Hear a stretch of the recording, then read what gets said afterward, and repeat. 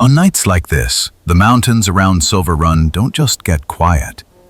They disappear. The storm rolled in so hard and so fast that it felt like the sky had been turned upside down and shaken out. Snow came sideways, driven by wind that screamed around the old cedar house on the hill, the kind of blizzard that makes even seasoned ranchers glance at the clock and count how many logs they have left by the stove. Out there, in that white roar, a man lay half buried in the drift between his woodshed and his back porch.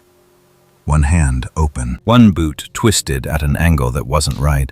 His breath came in short, shallow bursts, steam snatched away before it had time to rise.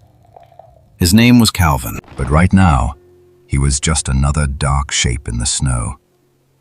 At the top of the porch steps, framed in the yellow spill of an old porch light, stood a housecat. She wasn't young anymore. Her fur had lost the shine it once had. Her back legs didn't always cooperate when she jumped down from chairs. But tonight, she stood in that doorway like a sentry, tail stiff, ears flat against the cold. Her name was Lottie. She could have stayed inside, curled in her familiar spot by the wood stove. She could have ignored the way the wind smelled different or the way the night felt wrong on her whiskers. Instead, she did something small and, for a housecat, almost unbelievable. She began to call. Not the usual "feed me" sound, not the lazy half-asleep chirp she used when she wanted the window opened. This was raw, urgent, a sharp, broken cry that cut into the storm and vanished as soon as it left her throat. Over and over she called, a trembling plea swallowed by the wind. If you've ever had an animal that refused to leave your side when you were sick, or who sat outside a closed door for hours because you were behind it, you already know. There's a kind of loyalty in them that doesn't show up in fairy tales. It shows up in nights like this, when nobody's watching. Inside, the house glowed with the soft orange of the fire. The radio in the kitchen had gone silent when the power flickered out an hour earlier. The only sounds left were the crackle of burning pine and the muffled thud of snow sliding off the roof. Lottie left that warmth behind on purpose. She stepped into the snow, pause vanishing with each careful move, and turned her face toward the tree line. To our ears, that wind just sounds like chaos. To her, it carried something else. A memory, a scent, a thread of wildness that had once slept on a towel by this very stove. Somewhere in the roar of the storm, another sound answered her. Low, rough, not human. A shape slipped through the whiteout, first just a darker blur against the swirling snow, then more defined as it climbed the hill. Broad shoulders, muscles built for silence, ears tipped with small tufts like exclamation marks of fur, short, powerful tail. A bobcat. Months earlier, Lottie had watched this same animal when he was nothing more than a half-frozen scrap of life caught in a cruel metal trap. She had curled her body around his, shared her warmth, and taught him that not every hand reaching toward him meant harm. That night, when Calvin freed that tiny, injured bobcat at the edge of the creek and carried him home in his scarf, it wasn't just an act of kindness. It was the beginning of a strange kind of family. We'll get to that. For now, under the pounding snow, Lottie and the bobcat met again. He moved carefully, each step deliberate, pause, sinking, then pushing forward. His coat was darker now, patterned with spots and faint stripes, built by months of hunting among the rocks above town. But when he reached the porch, he lowered his head just once, toward the small gray cat who had once guarded him like a child. There's a moment, right there, that's easy to miss if you rush past it. An old housecat, bones aching, standing between a blizzard and the open door. A wild bobcat, free to be anywhere on this mountain, answering a call he could have ignored. If you strip away all the big words, instincts, conditioning, survival, what you're left with is simple and strangely soulful. Two animals who remember where they were loved. The bobcat lifted his nose, sniffing the air. Calvin's scent was there, faint but familiar, tangled with smoke and cold and the metallic edge of pain. He stepped past Lottie and moved toward the drift where the man lay. Calvin's eyes fluttered open for a second. In the beam of the porch light, he saw a flash of gray-brown fur and those golden eyes and thought, hazily, that he was dreaming, that the wild had come to collect him. His hand twitched. His fingers brushed thick fur, warm and real. The bobcat didn't speak, of course. Animals don't give speeches in real-life moral stories. They do something quieter. He pressed his body against Calvin's chest, blocking the wind, muscles tense against the cold. Lottie waded through the snow to the other side and pushed herself against Calvin's ribs, purring, as if her thin frame could will his heart to keep going. Housecat on one side, bobcat on the other. Domestic and wild, routine and instinct, grief and survival. All of it pressed into that small patch of snow. From the outside, it was just 3 bodies huddled together in a storm. But if you've ever knelt by a bed and held someone's hand through a long night, you know what was really happening. This wasn't just about keeping him warm. It was about not letting him go alone. This is the kind of scene we don't always think of when we talk about love. We picture flowers, big moments, happy endings. But there's another kind of love. The kind that shows up in the dark, stays when it's inconvenient, and doesn't ask for credit later. The kind you feel when a pet refuses to leave your side, even when all you can offer them is a shaky hand on their fur. Out in that Colorado blizzard, no one saw what Lottie did. No one saw the way the bobcat leaned his weight just enough so Calvin could inch himself closer to the porch. No one saw the small, stubborn choices that added up to a life not being lost. All the world would hear later was a phrase on the local news, a heartwarming story, an inspirational story about a man and 2 cats. But in this moment, it was just loyalty and muscle and breath. And a house cat who had once saved a bobcat, now helping that bobcat save the man they both loved. We're going to step back in time in a moment, back to when the nights were quieter, when the snow hadn't yet fallen, when Calvin still thought his days were mostly over, and Lottie was just a companion in an empty house. But as we leave this scene, I'd like you to hold this picture for a second. 3 sets of tracks in the snow, side by side, leading toward the warm glow of a kitchen window. If you've ever had an animal that sat with you in a hard season, or if you're walking through one right now, stay with me.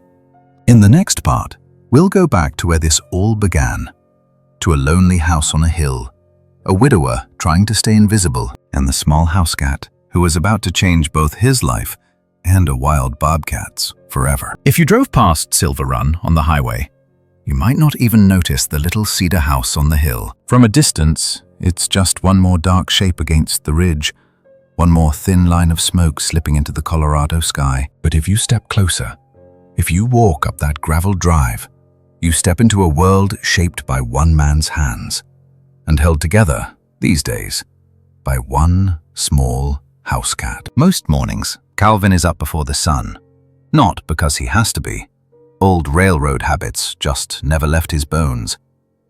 The house is quiet, the kind of quiet that rings in your ears when you first wake up alone. He moves through the kitchen without turning on many lights. There's a muscle memory to it. Open the cupboard, pull down the same chipped mug, set out 2 coffee cups on the table, always 2. One in front of his chair, one in the place where Eleanor used to sit. He only fills 1 cup. The other stays empty, but he leaves it there anyway. A small ceremony nobody else sees. Lottie pads in from the living room, tail low, paws soft against the linoleum. She rubs against the leg of his chair and hops up with a little grunt, settling into Eleanor's old spot like it was always meant for her. "Morning, sweetheart," he says, but he's looking at the empty chair when he says it. He reads the paper out loud sometimes, not every word, just the parts he thinks Eleanor would have cared about. A story about a neighbor's grandkid making the paper for some school award. A notice about home insurance rates going up again after last winter's storms. A small article about bobcat sightings up in the foothills, reminding hikers to keep their distance. He taps the page and smiles. "You'd like that, Elle," he murmurs. "Wild thing, living its life the way it ought to." Lottie blinks slowly, content. To her, it's just his voice, steady, familiar. like a song with only one verse now. If you've ever lived alone, after years of noise and footsteps and dishes in the sink, you know this rhythm. The way routine becomes a kind of anchor and also a reminder of what's no longer there. There's loyalty in these little rituals, royalty to a love that didn't end just because someone's chair stays empty. By mid-morning, Calvin has the old radio humming in the corner. The AM station crackles through local headlines, a country song from 30 years ago, an advertisement for a heartwarming pet insurance policy that promises peace of mind. He half listens as he sands a piece of scrap wood at the table, the grain slowly revealing itself under his hands. Outside, snow sits in patchy drifts along the fence line. The world has pulled back for winter. Fewer cars, fewer visitors.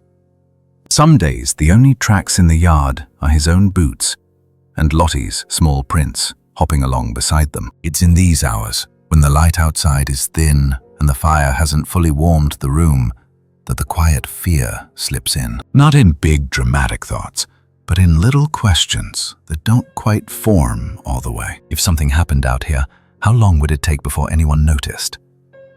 He doesn't say it out loud, not yet, but the thought sits just under the surface, like ice under a thin layer of snow.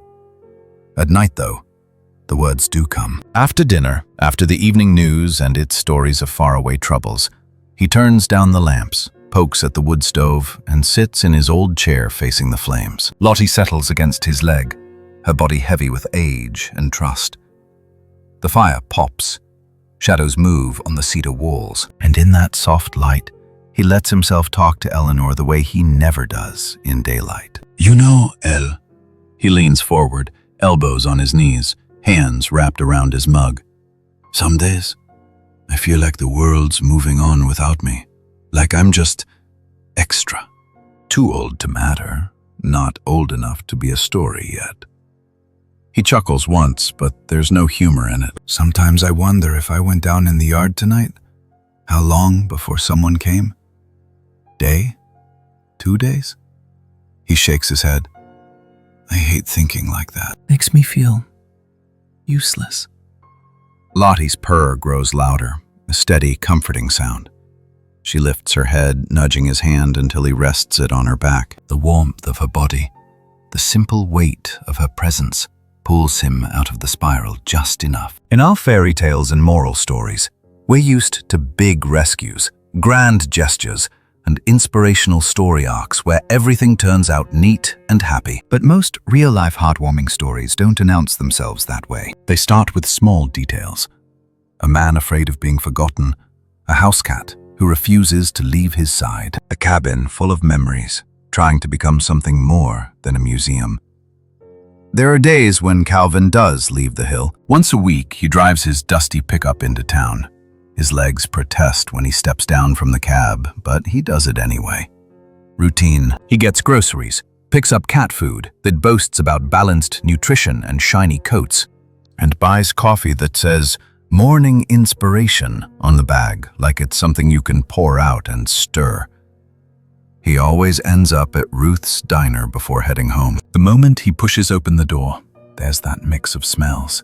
Coffee, bacon, a hint of lemon cleaner. Conversations about church potlucks, property taxes, grandkids' baseball games. The kind of everyday life that can feel both comforting and distant when you're living out on your own. Ruth wipes her hands on her apron and brings him his usual before he even orders.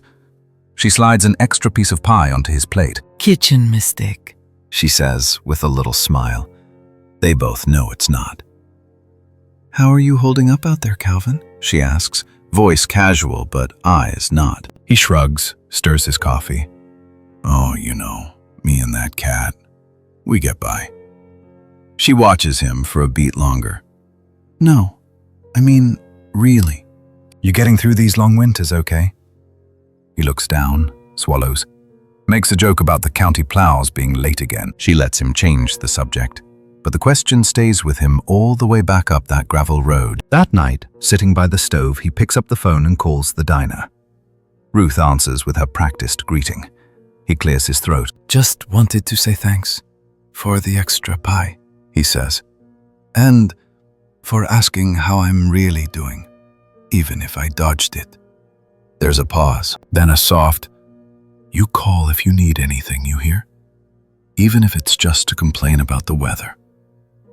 He hangs up feeling something he hasn't felt in a while. Not quite happy, but a little less invisible.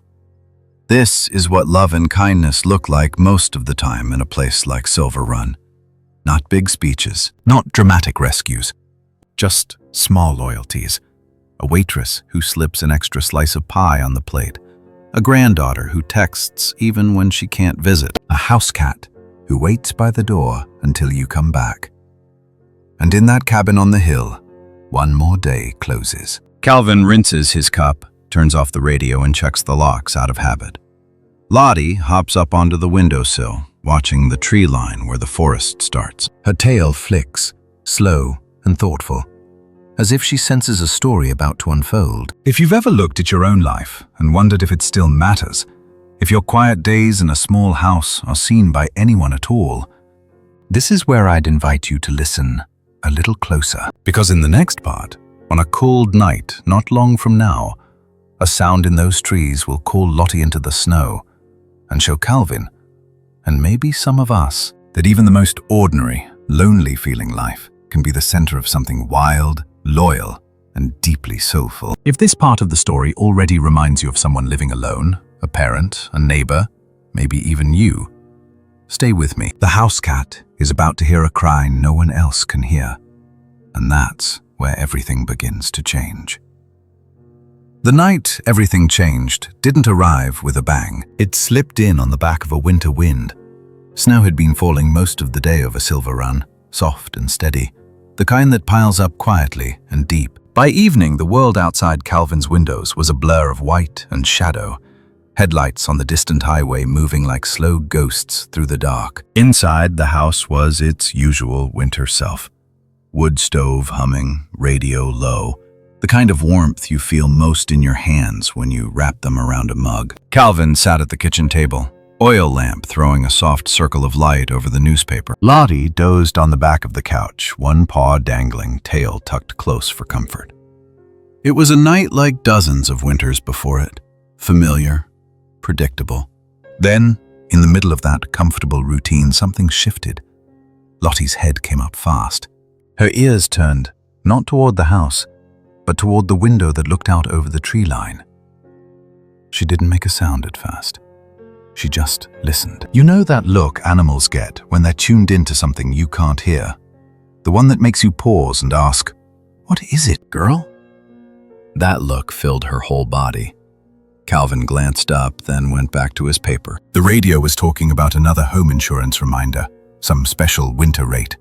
He let the words wash over him without listening. Outside, the wind picked up, rattling a loose piece of siding on the shed. Probably just the storm getting louder, he thought. But Lottie knew better. She slid down from the couch with more effort than she used to need. Her back legs didn't quite want to cooperate. You could see it in the way she paused halfway, steadying herself, then choosing to move anyway. Step by step, she crossed the room to the door. At first, she just sat there. Then she let out one small sound. It wasn't dramatic, not a big howl, just a thin, questioning cry that seemed to carry a whole bundle of emotions inside it. Worry, urgency, something like fear. Calvin looked over his shoulder. "You just went out," he said softly.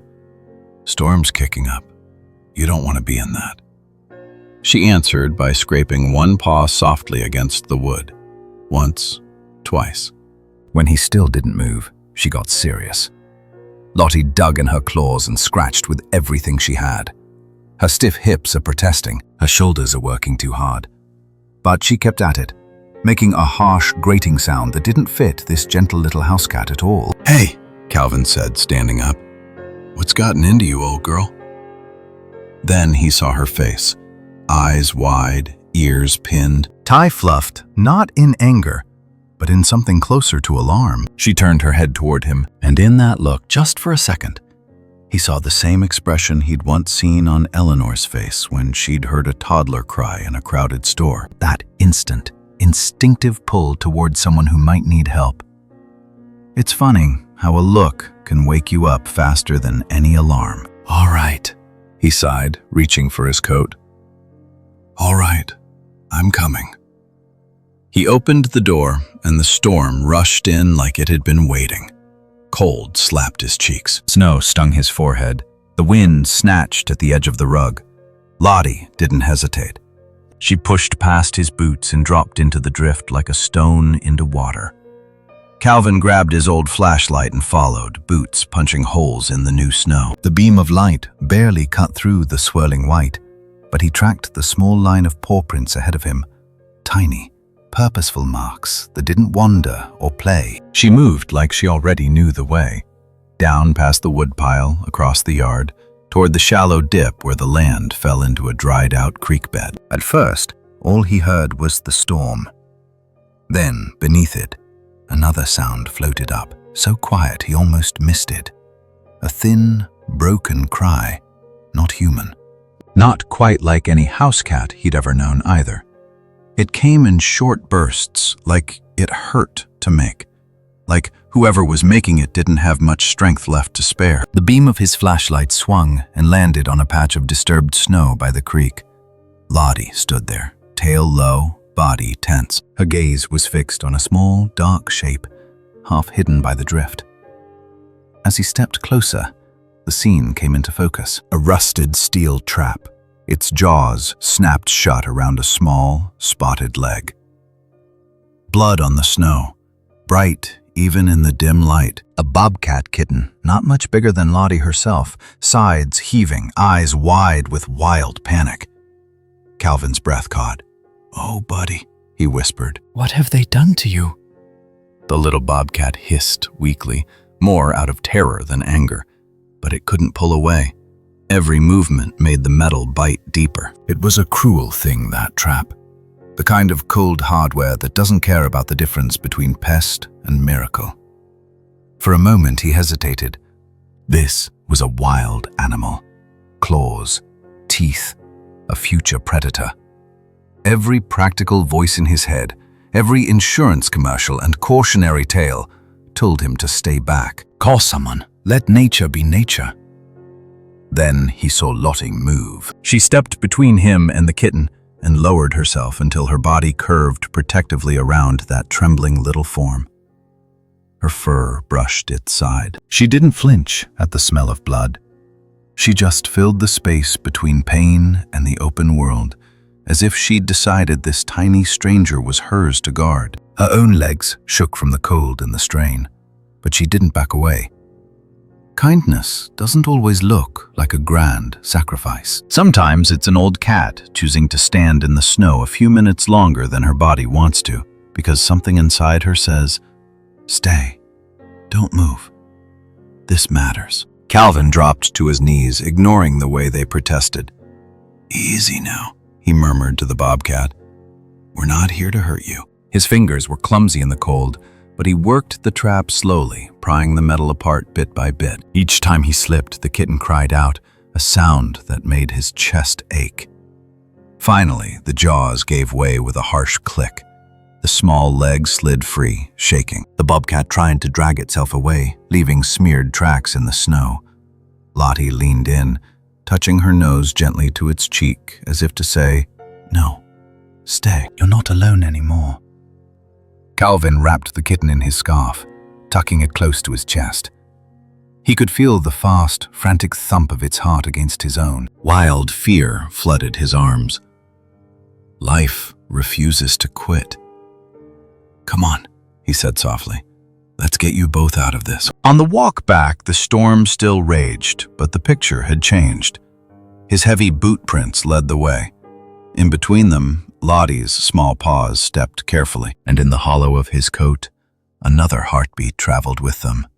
A bobcat carried like a fragile promise against the cold. Inside the cabin, he laid the bundle on folded towels near the stove. Lottie limped over, her hips stiff now, her paws icy, and curled around the shivering youngster without hesitation. She began to lick its face, its ears, the injured leg, in the same slow, patient rhythm she'd once used on herself. "You're wearing yourself out for that boy," Calvin whispered, watching her.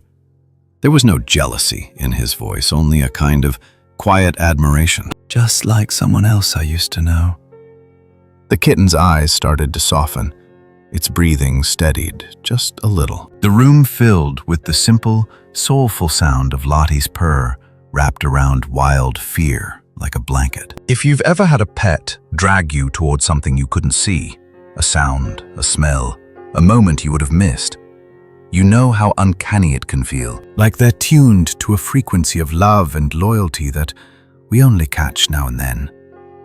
This night in Silver Run wasn't a fairy tale. It was just an old man, a tired housecat, and a scared bobcat finding themselves in the same circle of light, held together by something that didn't make practical sense, but felt deeply, deeply right. By morning, questions would come, calls to be made. A granddaughter to consult about what to do with a wild kitten in a small cabin. But for now, in the glow of the stove, one thing was clear. This housecat had done more than save a bobcat from a trap. She'd opened a door that could never be closed again. In the next part, we'll watch what happens as winter begins to loosen its grip, as this fragile little family learns how to live under one roof, and as Calvin reaches out to Hannah for help balancing love with what's best for a wild heart. If any part of you has ever wondered how far an animal's kindness can really go, stay close. Their story is just beginning to unfold. When winter finally started to loosen its grip on Silver Run, the first thing to change wasn't the snow. It was the sound inside the little cedar house. For months, Calvin's cabin had been ruled by quiet. The slow tick of the clock, the soft thud of wood in the stove, Lottie's low, steady purr beside his chair. But now there was something else. A new rhythm. Tiny claws skittering across the floor. A wild kitten's thin mew when the milk was too slow. The sharp intake of breath when a healing leg took one step too far. Spring hadn't reached the trees yet.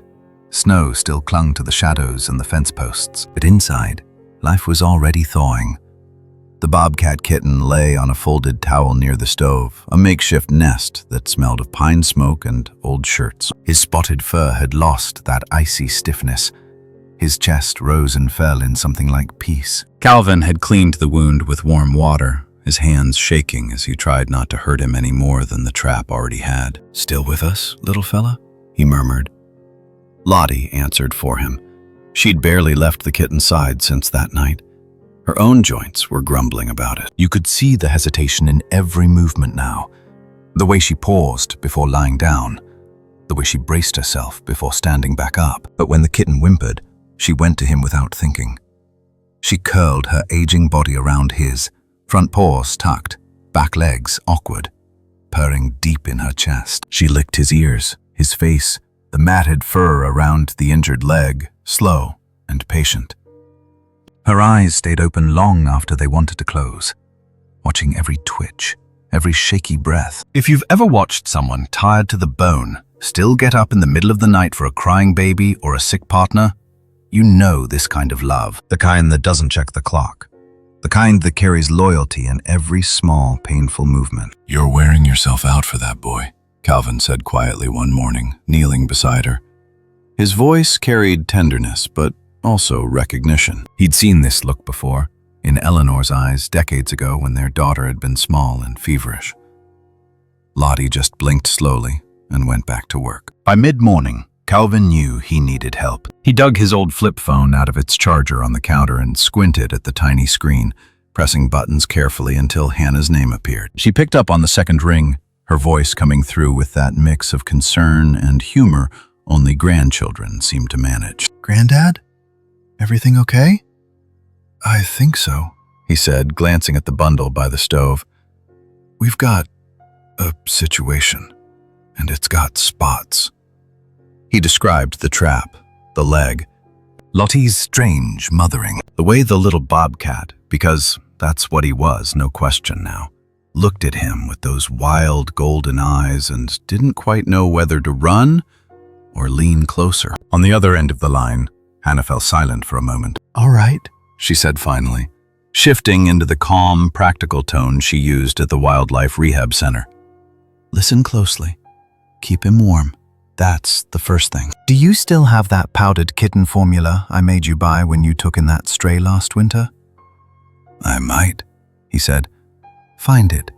Mix it warm, not hot. Use a dropper if you won't take a bowl. And don't use cow's milk unless you absolutely have to.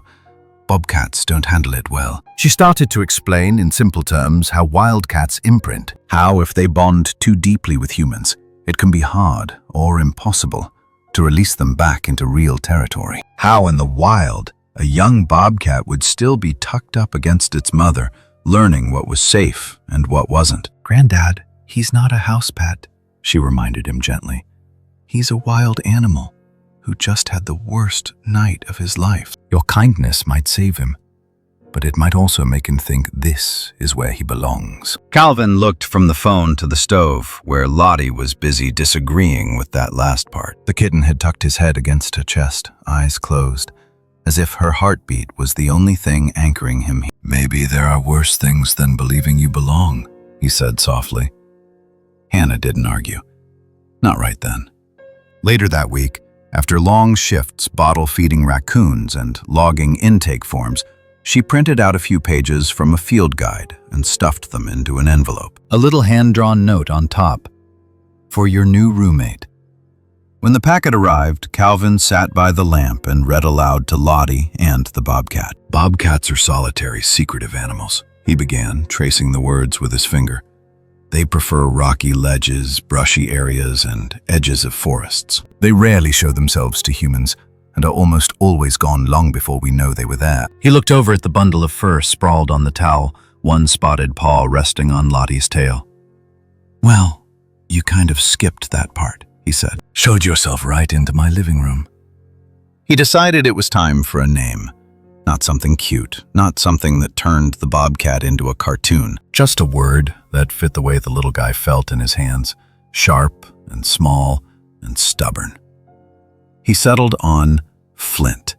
Little spark like you, he said, scratching just behind one ear as gently as he could. Flint flinched, then leaned in, caught between instinct and this strange new love. Days turned into a new kind of routine. Morning, coffee for Calvin, kibble for Lottie, careful formula for Flint. Afternoon, slow stretches of sunlight across the floor, Lottie guarding while Flint tested his leg, one wobbly step at a time. Night, phone calls with Hannah, updating her on Flint's progress, asking questions he never thought he'd ask. How do bobcats mark their boundaries? What does it mean when he chirps, not growls? Is it normal for him to stare out the window for so long? His world is bigger than your walls, Hannah explained gently one evening. Even if he loves you, his bones are wired for the hills, for brush and rabbits and the smell of wet rock. The more Calvin learned, the more complicated his feelings became. Some moments felt like pure joy. Flint is chasing a crumpled grocery receipt across the floor, back legs sliding out from under him. Lottie was sitting nearby, pretending not to be amused. Flint curled against Calvin's leg one night by accident, then stayed a little longer than he had to. These were the heartwarming stories people dream about. The kind that show up in inspirational storybooks and short videos that make folks smile before bed. Little scenes of kindness, love, and loyalty that almost feel like modern fairy tales. But there was another layer underneath. A quiet ache that surprised him. Calvin realized, in bits and pieces, that he was waking up with something he hadn't felt in a long time. The sense that he was needed, that his hands, his patience, his careful attention mattered again, not just to a cat who'd already made up her mind about him, but to a wild creature whose future was still being written. It stirred emotions he hadn't let himself feel since Eleanor got sick. That mixture of hope and dread, the fear of losing something you never expected to have. If you've ever taken in a stray, or opened your door to an animal who needed you in a hard season, maybe you know that feeling.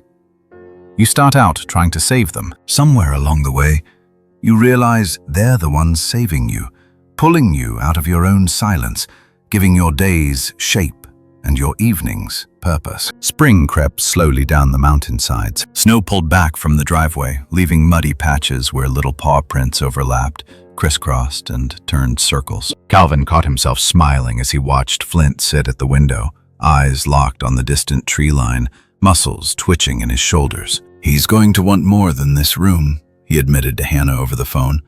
"I can see it already." "You're right," she said. "And when that time comes, we'll figure it out together. But for now, just do what you're already doing. Keep him warm, keep him fed, give him a reason to remember this place kindly." As the last ice melted from the eaves, the house on the hill held an odd little family. An old man whose heart was waking up, a tired housecat carrying the tender heart of a mother, and a wild bobcat kitten whose story was just beginning. They didn't know yet what the town would say. They didn't know what the neighbor down the road was thinking, or how the wider world would react to a bobcat growing up in a human home. All they knew was this.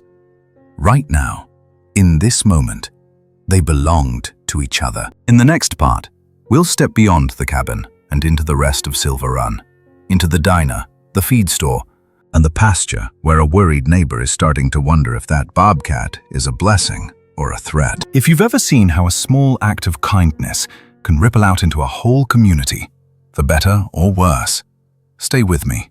This quiet little miracle is about to get a lot more complicated. By the time summer settled over Silver Run, the snow was gone, but a different kind of line had started to appear. Not in the sky, not on any map, right through the town itself. On one side of that line were people who watched Calvin's videos and felt nothing but warmth. A housecat with the heart of a mother, a wild bobcat learning to trust. On the other side were folks who looked at the very same scenes and saw one thing. A predator is getting too comfortable too close to home. Up on the hill, though, Calvin wasn't thinking about sides. He was just trying to keep up. Flint had grown into his paws. The little bobcat, who once fit in the crook of a scarf, now moved with a quiet confidence through the cabin. His injured leg had healed enough that you could barely notice the old limp, except when a storm rolled in and the ache made him sit a little heavier. On warm mornings, he'd trot out to the porch as soon as Calvin opened the door, nose pointed to the wind. He'd rub his cheek against the porch post, leaving a scent. Sometimes he'd leave what looked to human eyes like odd and slightly unsettling gifts on the mat. Small feathers, a field mouse, once a rabbit. Calvin wrinkled his nose the first time, standing there with his coffee. "Hannah," he said later over the phone, "you want to explain why my front step looks like the back room of a butcher shop?" She laughed softly, then shifted into that gentle, educational tone that always carried more than just facts. "He's not being cruel," she said. "In bobcat language, that's loyalty. He's saying, you're part of my world. I share my food with you. He's a wild animal, Granddad. This is how he shows love." Calvin looked at Flint sleeping on the rug with one paw over his eyes and let that sink in. Love, kindness, loyalty, all wrapped in instincts that didn't look anything like a greeting card. That's the thing about heartwarming stories in real life. They don't always come packaged in ways we expect. Sometimes they come with claws. Word about the bobcat on the hill had started to trickle through Silver Run. Hannah had shared a short clip with a colleague who sent it to someone else, and before long, a local station ran a 2-minute piece between the weather and a commercial for home insurance. The segment was simple. An older man on a hill, a tired housecat named Lottie curled around a wild bobcat. A quiet voice saying, "We're just doing our best to take care of each other." In Ruth's diner the next morning, the TV over the counter ran the replay on a loop. Forks paused halfway to mouths. People leaned in, squinting at the screen. Across one booth, an old ranch hand dabbed at his eyes with a napkin. "Would you look at that?" he said. "Never thought I'd cry over a bobcat." At the counter, a woman who'd just finished her second round of chemo smiled faintly. "That little housecat," she murmured. "That's exactly how my old Tabby acted when I was sick. Wouldn't leave my side, like she knew." But further back, at the table near the window, someone else shook his head. "Cute," he muttered, "until that thing comes for your chickens." That someone was Wade Crowley. He'd heard the stories before he saw the footage. Strange tracks near his pasture. Chickens are going missing. a shadow slipping along the fence line at dusk. Wade didn't see a soulful miracle when he looked at the screen. He saw risk. Later that day, Calvin found him leaning on the fence where their properties nearly met. The grass was dry and sweet-smelling. Insects droned. Flint was inside, thankfully, napping with Lottie in the stripe of sunlight on the living room floor. "Heard you've got yourself a pet bobcat," Wade said, eyes on the hills. "Wouldn't go that far," Calvin replied. "He's wild, just visiting a while." Wade's jaw worked. "Thing is, the wild doesn't always stay where we wish it would. Something's been picking off my birds. Might be coyotes, might be your visitor." Folks around here, we can't afford to be on the wrong side of that. There wasn't anger in his voice so much as worry, exhaustion. Calvin recognized it. It was the same tightness he'd heard in men at the depot years ago when they talked about bills that wouldn't wait. "I'm not trying to cause trouble," Calvin said quietly. "Just trying to give a hurt animal a chance." Wade nodded once, then looked straight at him. "And I'm just trying to hold on to a life that's hanging by a thread as it is. You see my position." For a moment, neither man spoke. The line in the town ran right there between them, invisible but sharp. On one side, tenderness for the wild. On the other hand, fear of what the wild might cost. That afternoon, Sheriff Daniels drove up the hill in his dusty truck. He stepped out, hat in his hand, and spoke in that calm way that doesn't set off alarms but doesn't pull any punches either. "Got a call or two," he said. "People worried. Thought I'd come talk to you before rumor turns into something worse." Calvin invited him in. Lottie sized the sheriff up and then decided he was harmless, settling back into her spot near Flint. The bobcat watched from under the table, not quite hiding, not quite brave enough to step closer. Daniels explained state law in plain terms. Traps were already being found on county land. Some of them illegal, some very much not. He said the department didn't like seeing snares anywhere near homes or livestock. He promised they were working on it. Then he added softer, "Just so you know, I've seen the footage. My wife cried, said that little old housecat is braver than most folks she knows." Calvin smiled at that, eyes glistening more than he'd admit. As summer wore on, the story kept rippling out. Ruth began bringing printed emails and letters up the hill every few weeks, tucked into a brown envelope. People who'd seen the video from far away, Wyoming, Kansas, a little town in Vermont, had written in. A widower wrote, "Your story makes me feel less foolish for talking to my dog like she's my late wife." A retired nurse shared, "Watching that bobcat press himself against you, I thought, that's exactly how my patients' cats used to curl around them in their last weeks." A veteran said, "Seeing a wild animal, remember kindness. It gave me a small bit of hope I didn't know I needed." Calvin read each one at his kitchen table, the words shaking slightly in his hands. "Didn't think anyone out there still cared about stories like this," he told Lottie, who blinked at him with that deep, knowing calm. "If you've ever lived in a small town, you know how this goes. The same story that softens one person's heart can harden another's. Some folks see a moral story about love and second chances. Others see danger creeping just beyond the porch light. Both can be true at the same time. That's the fresh perspective we don't always get in fairy tales. Real life lets kindness and fear live side by side. It asks us who we're going to be when they collide. Up on the hill, the summer light stretched long into the evenings.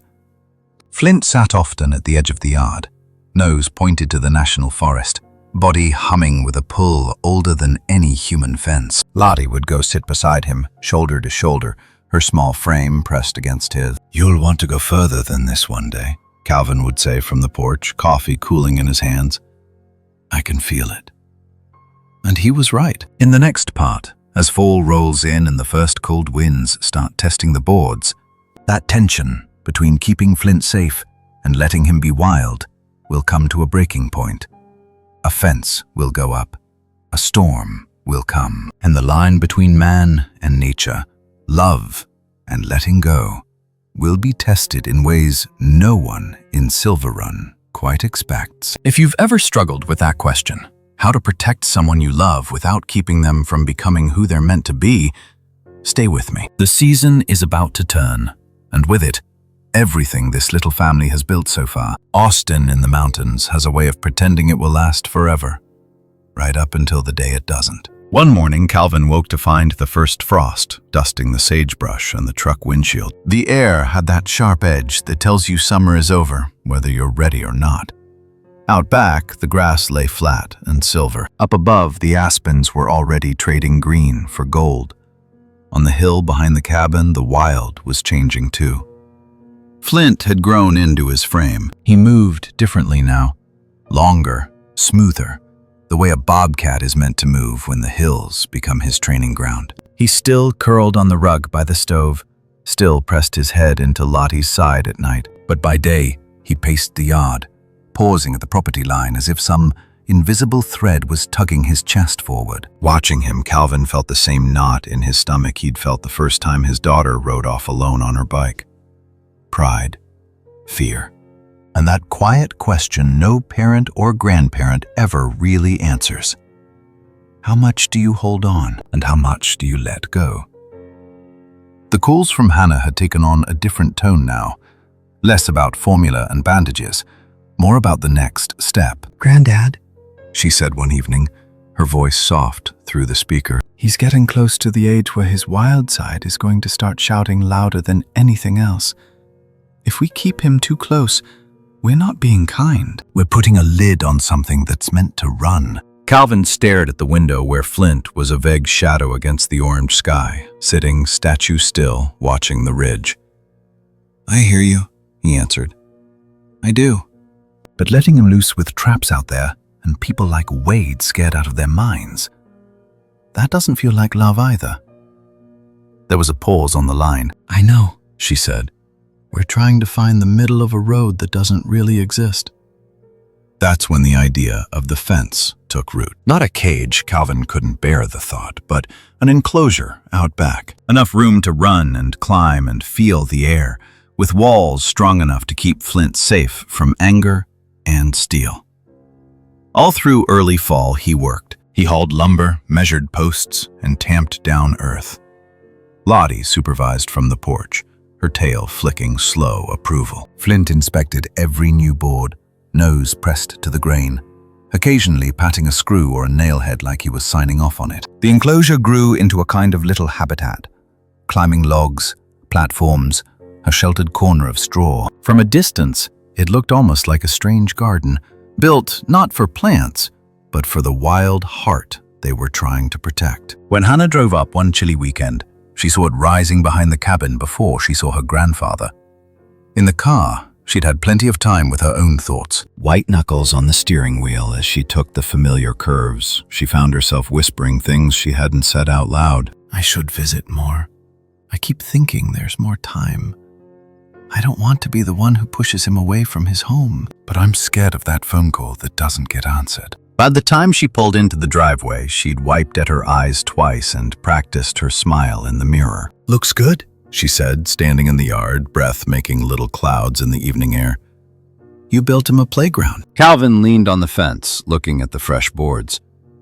"Feels like I'm building a compromise," he said, trying to keep him close without pretending he's a housecat. That night, after supper, they sat by the stove while Flint and Lottie slept in a tangle of fur and loyalty on the rug. Hannah stared at the flames for a long moment. "I'm afraid of losing you the way you lost Grandma," she said quietly. "I think that's why I keep talking about moving you into town, not because I don't respect you." "Because I do. And I don't know how to keep you safe from a distance." He listened without interrupting. The clock ticked. The fire popped. Finally, he said, "You call. You drive up this hill when you can. You remember what kind of coffee I drink. That matters more than you know. You don't have to wrap me in bubble wrap for it to be love." It was a small moment, but to anyone who's ever tried to balance independence with care for aging parents, for grown children, even for animals they love, that moment rings true. Love often lives in that uneasy middle. Not holding too tight, not walking away, just staying present. For a little while, The enclosure seemed like the right middle. Flint took to it better than Calvin expected. He'd slide through the gate each morning, racing up the logs, leaping from platform to platform with a grace that seemed to make the whole structure breathe. He'd sit for long stretches at the far corner, nose lifted toward the forest, eyes half closed, catching scents the humans couldn't. Lottie would perch on a low bench just outside the wire, keeping watch. Sometimes they'd sit back to back, the fence between them, so close their fur almost touched. Then the weather turned. One afternoon the wind picked up without warning, not a gentle breeze pushing leaves around, but a steady, angry rush barreling down from the high country.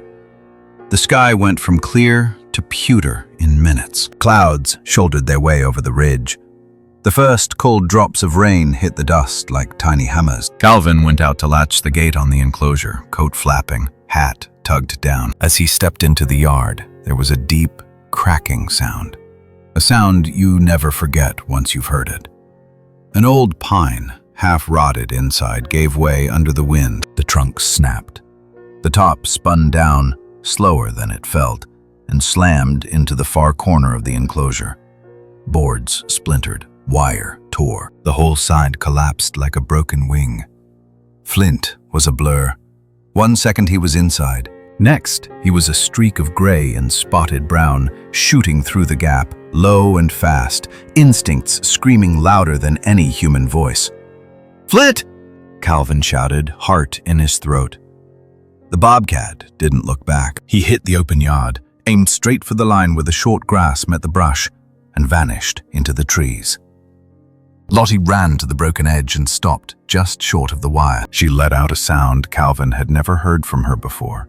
A raw, torn cry that had every emotion tangled in it at once.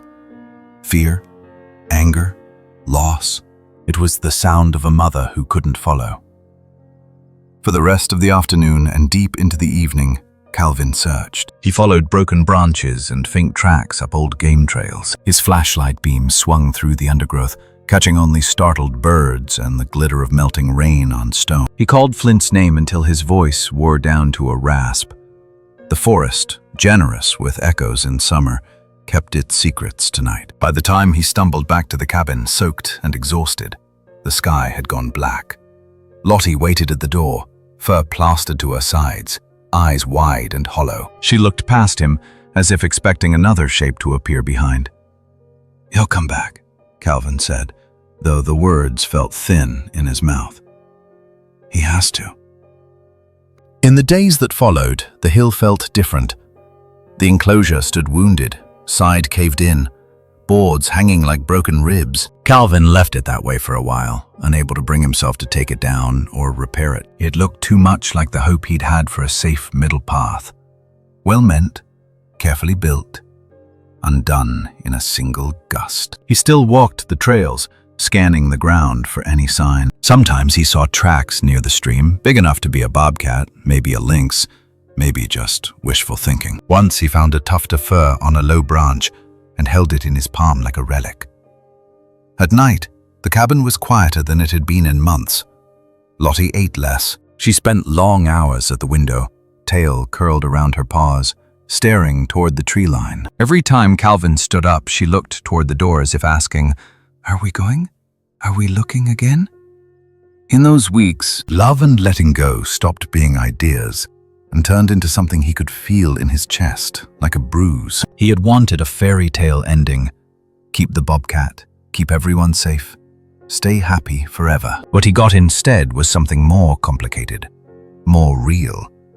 A reminder that kindness doesn't always get to decide how the story continues. One evening, as the first snowflakes of the new season drifted down, he sat on a fallen log at the edge of the property. He closed his eyes and listened to the wind in the branches. "If you're out there," he said softly, "I hope you're not alone. I hope you remember this place as something good, even if you never come back." It wasn't a prayer, exactly, just a man with a tired heart talking into the woods, trusting that somewhere, somehow, loyalty leaves its own tracks. He stood, both of them heading back toward the warm square of light in the cabin window. In the next part of this story, Winter will bare its teeth in a way Silver Run hasn't seen in years. Calvin's fear of being found too late will come closer to reality than he ever imagined. And the wild heart he let go will answer a call that no one else hears. The silence after a wild heart runs free isn't the end of this heartwarming story. It's the space where the next miracle begins to take shape. By the time Winter came back to Silver Run, it didn't bother with slow introductions. One afternoon, the wind changed tone. It dropped that soft autumn sigh and picked up something sharper, meaner. The sky turned the color of old tin, and the mountains disappeared behind a wall of moving white. Everyone in town felt it. Doors got checked twice. Wood got piled higher by the back steps.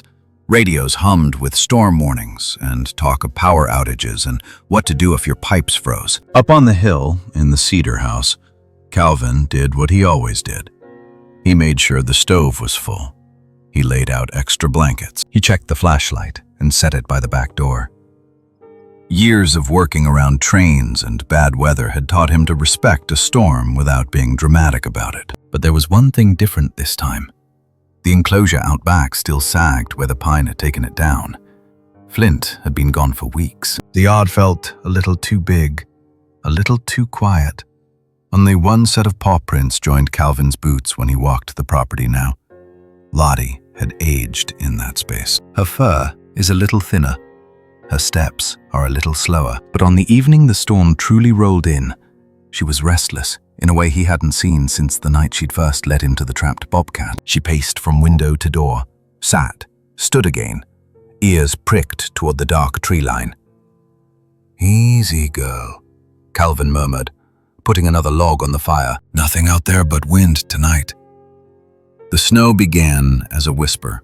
A few flakes are drifting lazily past the porch light. Within an hour, it was a full chorus, thick, swirling, driven sideways across the yard. The world beyond the railing vanished into a wall of white. Then came the sound that changed everything. A heavy crack from outside, somewhere near the shed. Wood is giving way under the weight. Calvin went still, listening. "Not tonight," he sighed, grabbing his coat. He knew what was at risk out there. His woodpile, his shed roof, the tools he depended on to get through winters like this.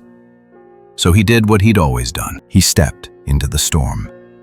The cold slapped him clean, the kind that steals your breath and makes your eyes water. He hunched his shoulders against the wind and pushed through the drifts, lamp throwing a weak yellow circle ahead. The shed roof had started to sag under the snow, groaning as it bowed.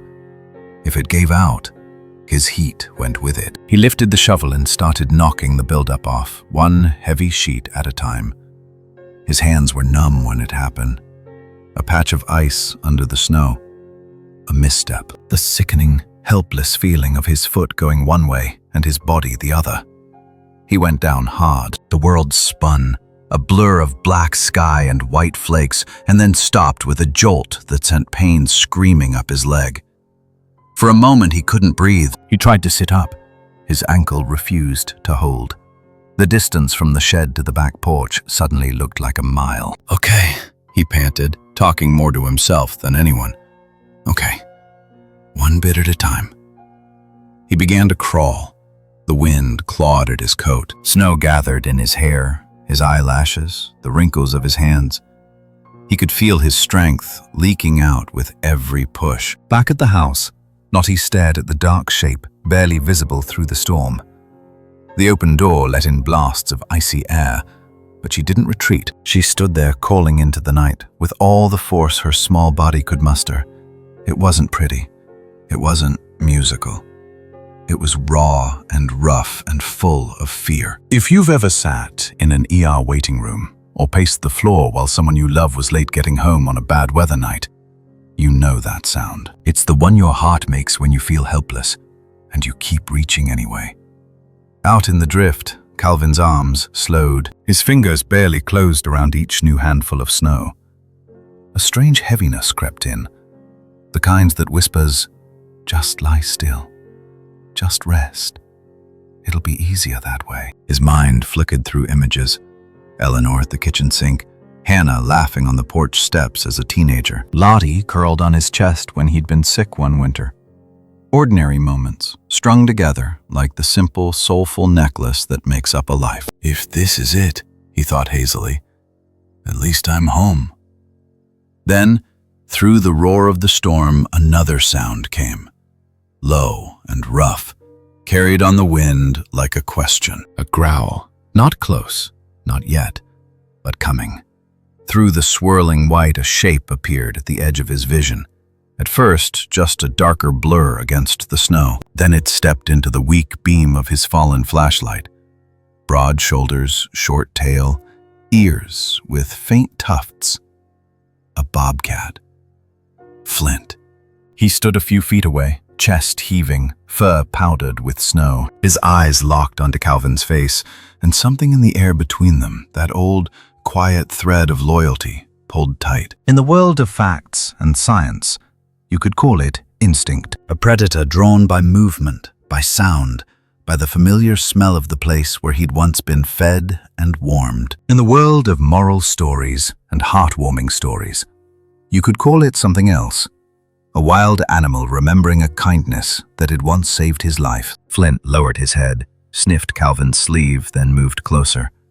He pressed his body against Calvin's side, bracing him against the wind. Muscles solid, warmth shockingly real.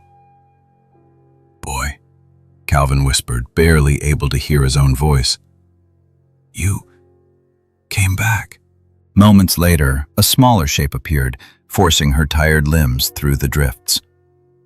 Lottie.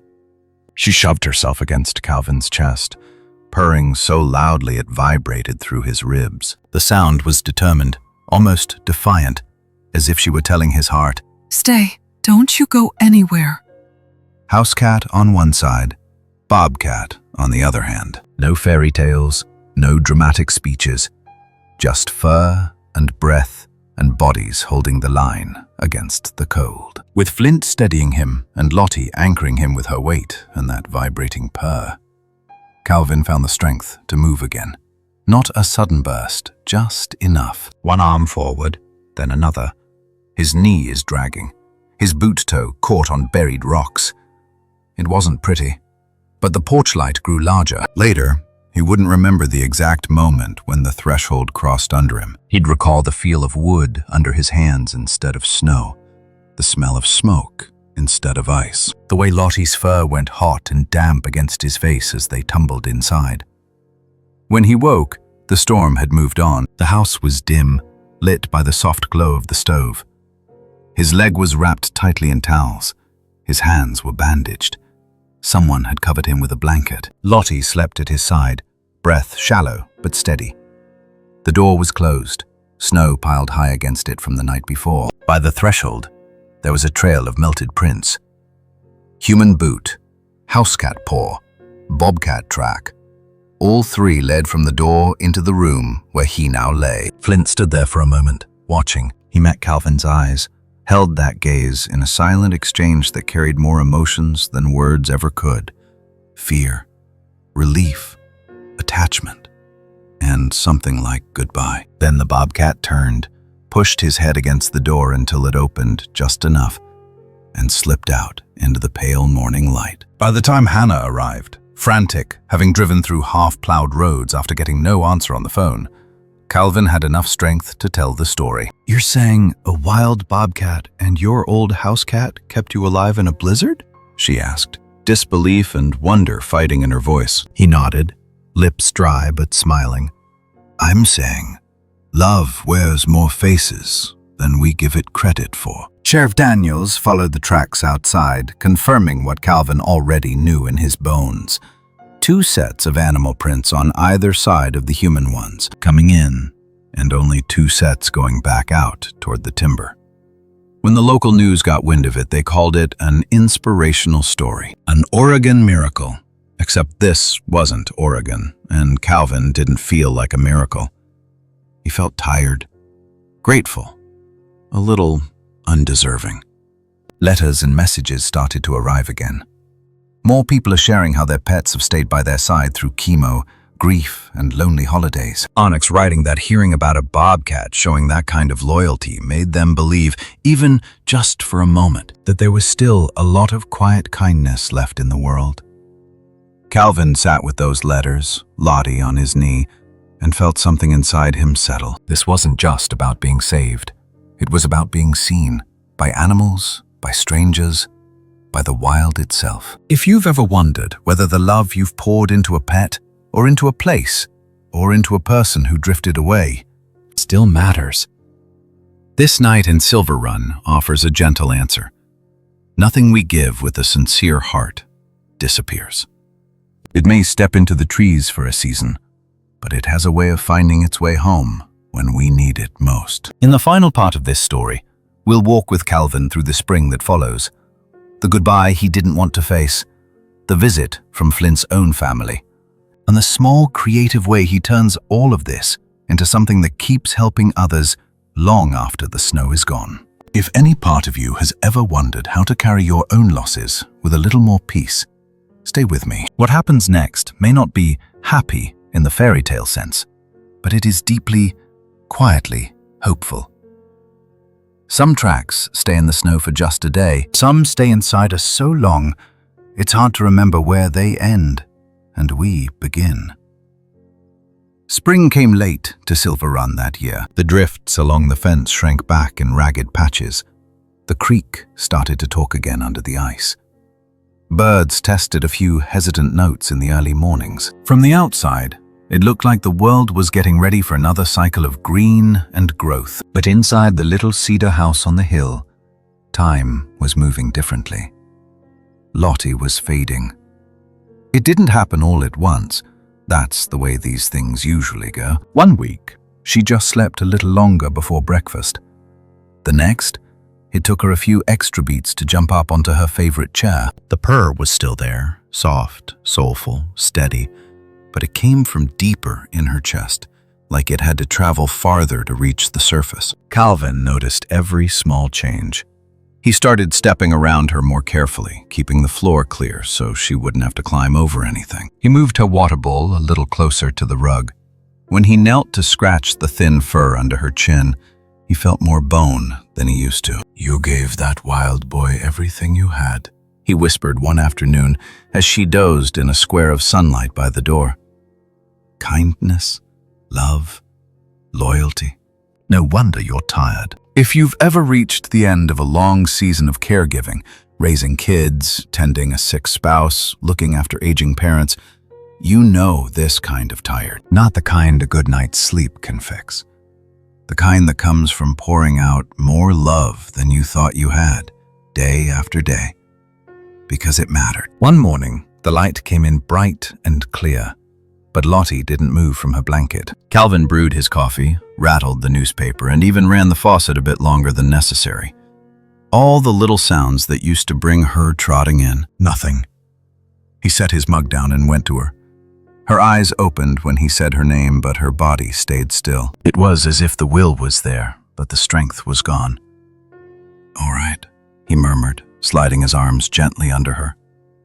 "We'll do it your way." He carried her out to the porch, one careful step at a time, and laid her on the old cushion that had seen decades of summers and snowstorms. From there, she could see the trees where Flint had vanished months before, and the young spruce by the edge of the property, the one that marked the place where their paths had first crossed. They sat together for a long time. No big speeches, just a man and his cat and the mountain air. He told her small things. How the neighbor's truck had finally broken down, how Ruth had added peach pie to the menu, how letters kept coming from people who'd heard the inspirational story on the news and wanted to share their own heartwarming stories of animals that refused to leave their side. One woman wrote, "My old dog lay with me through every chemo treatment, even when she could barely get up." A widower said, "I thought I was silly for talking to my cat like she was my wife, until I saw you doing the same. Thank you for that." A veteran shared, "That bobcat you helped. He reminded me that loyalty can survive a lot of bad seasons." Calvin read those words aloud, Lottie's ears flicking gently at the sound of his voice. "That's your doing too," he said quietly. You didn't just save a bobcat. You gave him the tender heart of a mother. And somewhere out there, he's carrying that with him. Later that day, after the sun had shifted and the birds had gone quiet again, Lottie slipped away while the house was still. No struggle, no drama. Just a small breathing space turning into stillness. The way a song sometimes ends not with a final note, but with a long, soft fade. Calvin wrapped her in the worn flannel she'd always stolen off the chair in winter and walked to the spruce at the edge of the clearing. That tree stood where the wild and the home met, where he'd once pried open a cruel trap and carried a terrified bobcat kitten inside. It felt right that this was where he would leave his housecat's body, even as everything in him wanted to hold on. He laid her down gently and rested his hand on the small shape beneath the cloth. You did good, he whispered. Better than most of us ever manage. He covered the grave with earth, then pine needles, then his own footprints walking back to the porch, alone. Grief in a place like this doesn't always look like it does in movies. It looks like making only one cup of coffee in the morning and catching yourself reaching for a second mug anyway. It looks like stepping over the empty spot by the stove, your mind still expecting a soft body to be there. It looks like hearing phantom paws on the floor at night and realizing it's just the old wood settling. But it also looks like gratitude, layered in under the ache. Gratitude for a housecat who had given a wild bobcat a chance at life, and an old man a reason to keep showing up when the days felt long and the nights felt too quiet. A few weeks later, on a misty evening when the air smelled like wet earth and new grass, something moved at the edge of the yard. Calvin saw it from the porch, a broad shape near the spruce, half hidden by fog. Then another, smaller. Then a third. Flint. Older now, scarred in places, muscles filled out by mountains and seasons. Beside him, two younger bobcats stood, ears pricked, eyes bright with that mix of caution and curiosity you only see in the wild. They didn't rush the house. They didn't roar or leap or perform the way animals do in fairy tales. They simply stood there, heads lowered toward the spruce, as if acknowledging a marker only they and one old man truly understood. For a long moment, nobody moved. Then Flint turned his head and looked straight at Calvin. In that quiet exchange, all the emotions they shared rose between them again. Fear, trust, kindness, loyalty. Something very close to love. Not the tidy, happy ever after love of moral stories we tell children, but the deep, complicated, grown-up kind that remembers where it was first fed. The next morning when Calvin walked out to the spruce, the rain had smoothed the earth flat, but right there, pressed into the soft ground, were fresh prints. One large bobcat track, two smaller ones, and the faint imprint of his own boots beside them from the night before. Tracks that would fade from the soil in a few days, but not from him. In the weeks that followed, he found his own way to carry Lottie's final gift forward. He went to his workbench and started carving. Slow, careful strokes with the knife he'd used on 100 other projects. A small wooden housecat, back curved around a wild bobcat. Their bodies formed the shape of a heart. He made one, then another, then a dozen. Some he mailed, wrapped in brown paper, to wildlife rehab centers that worked with injured bobcats and other wild animals. Some he wrapped with handwritten notes to people who'd sent letters, thanking them for sharing their own stories of love and loss and the animals that stood by them. He didn't think of it as art, just as a way to turn grief into something that might help someone else feel a little less alone. And each year, when the first snow came, he kept a quiet ritual. He'd brew 2 cups of coffee again, set one by the window, and step out to the spruce with his own mug in hand. He'd stand there a while, watching his breath and the falling flakes, listening for the sound of paws in the snow. Sometimes tracks appeared by morning, sometimes they didn't, but either way, he'd smile and say, "I know you're out there, both of you." If you've stayed with this story all the way here, maybe some part of it touches your own life. Maybe you've loved an animal that carried you through a hard season. Maybe you've poured your heart into caring for others and wondered if any of that love still matters now that the house is quieter. Maybe you've said goodbye more times than you ever wanted to, and you're tired of holding it together. If you can, I'd invite you to take a small pause after this video ends. Think of one creature or one person who stayed beside you when things were heavy. Let yourself remember their face, the sound of their footsteps, the comfort of their presence. Those are your own tracks that never melt. They're part of you, even now. And if you feel like sharing, you're welcome to tell us about them in the comments. These aren't just bobcat stories.